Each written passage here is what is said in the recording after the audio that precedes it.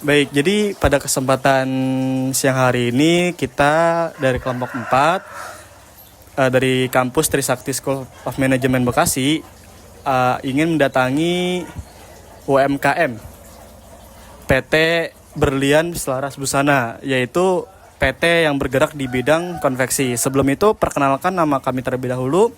Nama saya Farel Labik dengan NIM 2023 80120. Nama saya Raisa Aurelia dengan NIM 2023 875. Nama saya Angelina Iramahyardana dengan NIM 2023 855.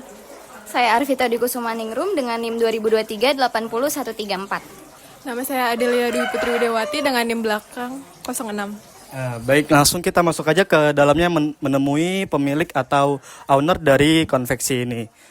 Ikutin. Mari ikut. Silakan duduk. Mbak. Iya.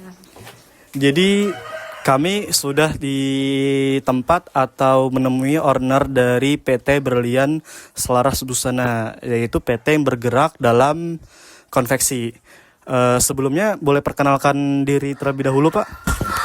Nama saya Mukmin Nuryadi, ya owner dari Berlian Selaras Busana. Baik, untuk itu bagaimana background atau sejarah dari usaha ini terbentuk? Ya artinya dari mulai modal nekat, modal artinya tanpa kita, ya artinya kita modal nekat ya, modal artinya tanpa ada basic artinya berusaha itu cuma nekat aja, langsung kita Bismillah berjalan. Nawa itu yang kita landasan dari niat yang itu mental kita itu mental. Baik, kalau boleh tahu kapan sih perusahaan ini tuh berdiri atau PT ini berdiri atau konveksi ini berdiri dari kapan, tahun berapa? Berdiri dari tahun 2005. Berarti kurang lebih sudah 20 tahun ya berdiri ya, Pak? Alhamdulillah sudah sampai 20 tahun ini masih bisa survive gitu.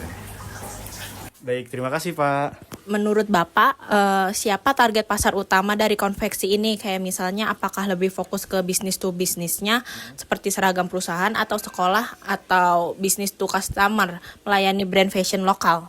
Ya lebih utamanya saya untuk konveksi di sini B2B, artinya untuk seragam sekolah perusahaan. Iya.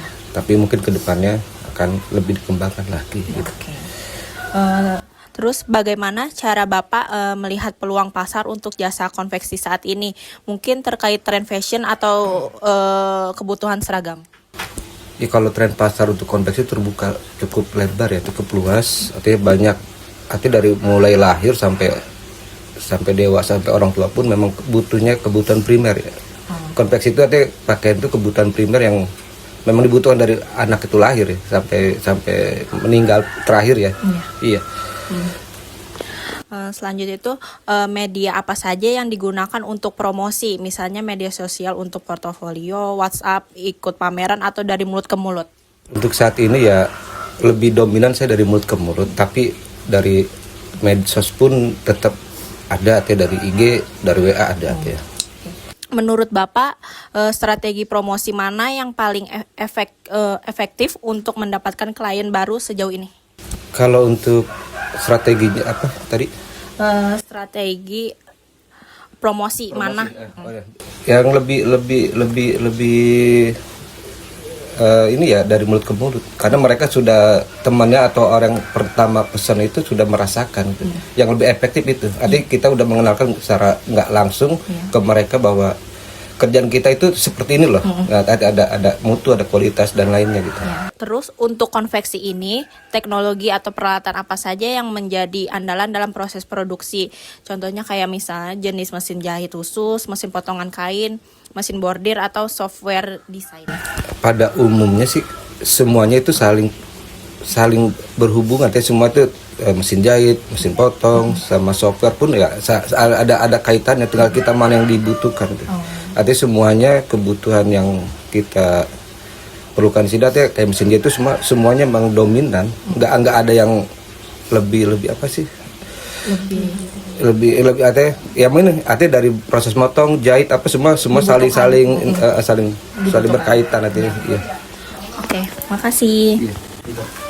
Baik Bapak, saya akan melanjutkan pertanyaan dari teman saya. Apakah ada rencana inovasi ke depan mungkin dari segi teknik jahitan, efisiensi produksi atau jenis bahan baru yang akan digunakan? Insya Allah dari kedepannya inovasi ya kami akan mengeluarkan brand artinya baju muslim dan kayak kaos dan lainnya itu untuk yang media online ya itu yang akan kami kedepankan ke depannya selain tadi B2B ya. Bagaimana cara Bapak untuk memotivasi karyawan seperti penjahit atau tim finishing agar tetap semangat dan menjaga kualitas pekerjaan? Ya intinya ya dari bayaran artinya dari gaji mereka yang artinya memang kita bayar sesuai dengan apa yang mereka kerjakan tuh. Itu yang kita motivasi dari hasil mereka tuh ya kita berikan yang terbaik lah gitu Mbak.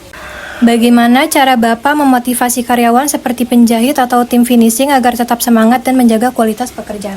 Ya itu dari tadi yang saya bilang dari awal dari hasil mereka tuh artinya ya tepat waktu kita untuk gaji mereka lah.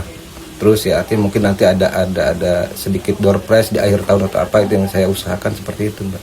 Oke. Apakah ada target atau visi khusus yang ingin dicapai usaha konveksi ini dalam beberapa tahun ke depan? Insya Allah ya kita akan membuat brand terbaru ya kita mengeluarkan produk ya kita akan bersaing di pasar nasional gitu kan ya mudah-mudahan ke internasional gitu kan tujuan visi kami itu walaupun sementara ini B2B ya dari cuma sekolah perusahaan ataupun klub-klub yang lain gitu ya. Oke, bagaimana cara Bapak merekrut atau memilih karyawan khususnya untuk bagian produksi yang butuh keahlian teknis seperti penjahit atau tukang potong pola? Ya cara kami untuk untuk produksi merekrut ya untuk merekrut karyawan itu artinya ya dari kalau di sini mereka itu artinya dari teman ke teman juga sih artinya yang saya butuhkan di sini yang sudah mempunyai skill terutama untuk bagian jahit pola itu orang-orang yang memang berpengalaman. Yang kami rekrut yang sudah pernah bekerja di tempat lain yang mempunyai kualitas Apa yang Bapak lakukan agar karyawan bisa betah dan loyal terhadap usaha ini? Ya, tadi yang awal tadi ya hampir mirip ya. Kita memberikan yang dari gaji tepat waktu bahkan kadang-kadang di awal ya kita berikan ya kalau untuk ya kita mendengarkan nanti ketika mereka ada kebutuhan apa mendengarkan artian ya kayak mungkin ada kasbonan atau apa itu yang kita dan yang tadi akhir tahun itu ya artinya insya Allah setiap akhir tahun tuh mudah-mudahan selalu ada kumpul bareng-bareng kita untuk mengadakan acara kayak family gathering gitu lah. Oke Pak, terima kasih ya Pak. Baik, selanjutnya bagaimana cara Bapak menghadapi risiko kerugian atau situasi saat orderan yang sedang sepi? Ya kita nikmatin hidup aja. Usaha itu ya Mbak Pitayat ya kita usaha siap untuk menanggung resiko kayak kerugian itu harus siap memang. Artinya ketika sepi itu anggap aja ibarat kita sedang libur karena di sini kerja itu ya artinya hampir dikatakan tanggal merah pun masih kerja untuk penjahit ya untuk penjahit kecuali yang admin itu memang libur di hari Sabtu Minggu. Kalau untuk penjahit itu mereka memang kelas cara kerja mereka itu ada borongan di sini sistem borongan. Artinya ketika banyak kerjaan terserah mereka mau kerja hari apapun mau pagi mau siang mau malam ya silakan tanpa dibatasi waktu itu. Selanjutnya, apa strategi Bapak yang dilakukan untuk menghadapi kenaikan biaya operasional terutama harga bahan baku kain atau benang yang mungkin fluktuatif? Ya kita penyesuaian harga terus sih untuk di pasar kita penyesuaian itu pun artinya kita selalu memberitahu sebelum menaikkan harga itu penyesuaian harga itu kita selalu memberitahu ke konsumen kita artinya mungkin order ke depannya atau bulan depannya atau apa nanti kita ya beritahu dengan situasi yang terjadi bahan-bahan yang kenaikan harga tadi itu ya. Menurut Bapak bagaimana usaha konveksi ini berkontribusi terhadap perekonomian masyarakat sekitar misalnya membuka lapangan kerja untuk penjahit lokal? Kalau saat ini untuk penjahit lokal sih belum ada tapi ada sih untuk yang bagian-bagian helper yang mau dibantu aja karena memang kalau untuk penjahit itu dibutuhkan skill yang lebih sementara di sini ya lingkungan di sini kami ini ya mereka itu banyak kan semua pekerja kantoran atau karyawan gitu umumnya. Apakah ada kegiatan sosial atau bentuk tanggung jawab sosial yang dilakukan pada usaha ini? Ya alhamdulillah selama ini ketika kegiatan di RT atau di lingkungan di masjid, ya kita selalu berusaha kontribusi, ya artinya hadir untuk memberikan yang artinya walaupun itu nggak banyak, ada artinya kita selalu insya Allah berusaha untuk yang terbaik untuk di sekitar lingkungan ini. Selanjutnya, bagaimana cara Bapak menghadapi kendala hukum atau regulasi yang mungkin mempengaruhi usaha konveksi seperti soal UMR, jam kerja, atau pengelolaan limbah? Ya selama ini sih ya kita menjalani ya ngikuti apa adanya. Artinya ketika memang UMR itu harus naik ya kita naikkan gitu kan ya. Tapi pun kalau memang kita nggak bisa ya kita ngobrol bareng aja, karena kita di sini sistemnya kekeluargaan. Kadang-kadang yang malah untuk yang jahit itu karena tadi kerja borongan, mereka itu kerja borong artinya bukan bulanan, mereka itu digaji memang dari berapa jumlah yang mereka kerjakan, bahkan sebulan itu bisa lebih UMR, kadang-kadang bisa 2 kali UMR mereka sebulan itu ya. Tapi ketika sepi kadang-kadang di bawah itu nanti ya itu tadi yang ada saling menutupi, entah kasbon atau apa bahasanya, yaitu untuk menutupi kebutuhan sehari-hari mereka. Selanjutnya, apa saja izin atau legalitas yang dimiliki pada usaha ini agar bisa berjalan dengan lancar dan sesuai dengan aturan? Ya alhamdulillah sini sudah berbadan hukum PT. Alhamdulillah legalitas semua sudah ada untuk kita order ke PT-PT yang besar ataupun memang diminta untuk perizinannya itu udah insya Allah udah siap semuanya. Kemudian persaingan di industri konveksi ini kan cukup ketat nih Pak. Bagaimana hal itu mempengaruhi cara Bapak menjalankan usaha? Ya kita menghadapi itu, menurut saya itu mereka itu mitra kami, bukan pesaing bagi kami gitu ya. Mereka itu ada teman kami semuanya. Kita itu nggak bersaing, artinya kita nikmatin kita membuat itu yang penting yang terbaik aja gitu. Yang terbaik artinya ya nanti pun yang membeli kan konsumen yang merasakan. Nanti biar konsumen yang memilih kita atau bukan itu kan hak konsumen gitu. Baik, faktor apa dari lingkungan industri, misalnya tren fashion, harga bahan baku impor, atau regulasi garmen yang paling mempengaruhi kemajuan atau kemunduran bisnis ini?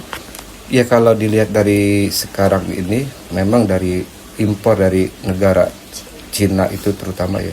Artinya mereka memang harga itu cukup meresahkan. Artinya mereka itu bukan bersaing di kualitas, mereka itu malah menjatuhkan di harga. Artinya persaingan itu udah nggak sehat gitu. Baik, pada saat ini kan banyak nih anak-anak muda seperti kami dari mahasiswa yang ingin memulai bisnis. Mungkin apa sih pesan atau saran dari Bapak selaku pelaku bisnis atau owner dari konveksi ini untuk anak-anak muda yang ingin memulai bisnis? Ya pesan saya ya, jangan takut untuk memulai. Fokus pada tujuan, jangan tunggu sempurna. Nggak apa-apa dari hal-hal kecil kita mulai bangun usaha ini, usaha apapun bentuknya ya. Jangan nanti dengan alat atau modal yang kecil pun kita tetap berjalan terus saja. Insya Allah nanti dengan step by step bertahap usaha itu insya Allah akan besar dengan sendirinya ya. Tapi tetap mental petarung harus disiapkan. Untuk usaha itu jangan takut untuk rugi. Artinya kita siap untuk rugi. Jangan yang dipikirin kita itu awal tuh untung dan untung aja. Baik, mungkin sekian dari wawancara kami kepada pelaku bisnis atau owner dari konveksi PT Berlian Selaras Busana. Kami ucapkan terima kasih kepada Ibu dosen Ibu Sari Puspitarini SEMM selaku dosen mata kuliah studi kelayakan bisnis. Mohon maaf apabila ada kesalahan kata dan kurang berkenan di kata-katanya. Terima kasih.